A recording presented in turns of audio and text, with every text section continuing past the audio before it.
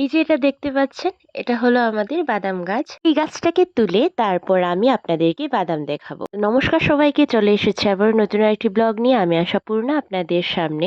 তো সেদিন ছিল সোমবার। তো আমি কিন্তু বেরিয়ে পড়লাম ওর সঙ্গে বাইকে করে কমলপুরের উদ্দেশ্যে। এখন কিন্তু খোয়াই টু কমলপুরের রাস্তাটা কিন্তু মোটামুটি ভালো হয়ে গেছে। আমাদের তেমন কোনো অসুবিধে হয়নি। আমি কিসের জন্য কমলপুরে এসেছি তা আপনাদেরকে পরের ভিডিওতে দেখাবো। তো কিছুক্ষণের মধ্যে আমি কমলপুর এসে পৌঁছে গেলাম। তারপর খেয়ে-দেয়ে বিকালবেলা আমি বেরিয়ে পড়লাম আমাদের যে আছে, তো খেতে গিয়েছিলাম মার সঙ্গে। তো তার আগে আপনাদেরকে একটু আমাদের বাড়ির ফুলগুলোকে দেখাচ্ছি। তো এই ফুলগুলোর সঙ্গে কিন্তু আমার অনেক স্মৃতি জড়িয়ে আছে।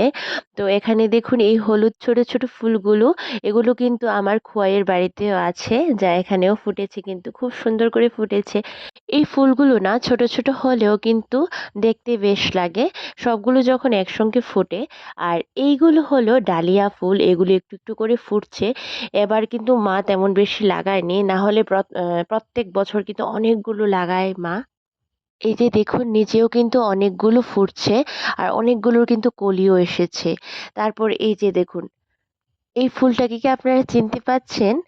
এটার নাম কি? আপনারা যদি জেনে থাকেন তাহলে অবশ্যই কমেন্ট করে জানাবেন। আর যদি জানা না থাকে তাহলেও জানাবেন, আমি কমেন্টে বলে দেব আপনাদেরকে। তো আমরা এখন বেরিয়ে পড়লাম ক্ষেতের উদ্দেশ্যে। এটা হলো আমাদের বাড়ির রাস্তা। তো এখান থেকেই উঠে আমি খেতে গিয়েছিলাম। তো এই যে দেখুন এই ছোট ছোট গাছগুলো আছে না, এগুলো হলো তিল গাছ।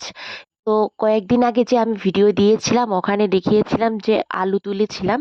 তো ওই আলু খেতেই, মানে আলু তোলার পর তারপর কিন্তু আমরা তিল লাগাই। তো এই তিলগুলোই ছোট ছোট গাছ এখানে হয়েছে।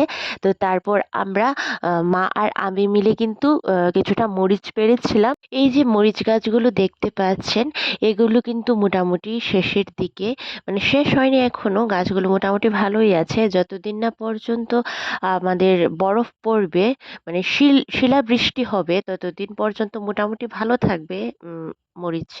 আর যেদিন থেকে মানে বৃষ্টি হবে বেশি পরিমাণের, হলে কিন্তু মরিচগুলো ভালো থাকে না। তারপরে দেখবেন গাছগুলো নষ্ট হয়ে যাচ্ছে। তো এখনো মোটামুটি অনেকটাই মরিচ ধরেছে।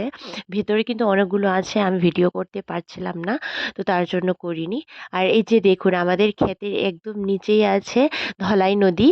তো আমাদের বাড়ি কিন্তু ধলাই নদীর পাশেই। আর নদীর পাশে যেই গাছগুলো দেখতে পাচ্ছেন, এগুলোই হলো বাদাম গাছ। তো আপনাদেরকে সেই প্রথমে যে আমি দেখিয়েছিলাম বাদাম গাছ তুলে বাদাম দেখাবো, সেটাই এখন আপনাদেরকে দেখাবো। যে বাদাম গাছের নিচে কিন্তু বাদাম ধরে। জানেন তো, আমাকে না একদিন একজনে প্রশ্ন করেছিল বাদাম কোথায় ধরে, মানে উপরে ধরে নাকি নিচে ধরে। ওরা ওরা মনে করতো যে বাদামটা উপরে ধরে। তো আমরা যারা চাষ করি তারাই মানে বাদাম যে নিচে ধরে এটা জানি, বা অনেকেই জানে হয়তো, কিন্তু অনেকেই জানে না। যারা এই যে দেখতে পাচ্ছেন, এই যে এখানে নিচে ধরেছে বাদামগুলো, এই গাছের মধ্যে কিন্তু তেমন বেশি বাদাম ধরেনি।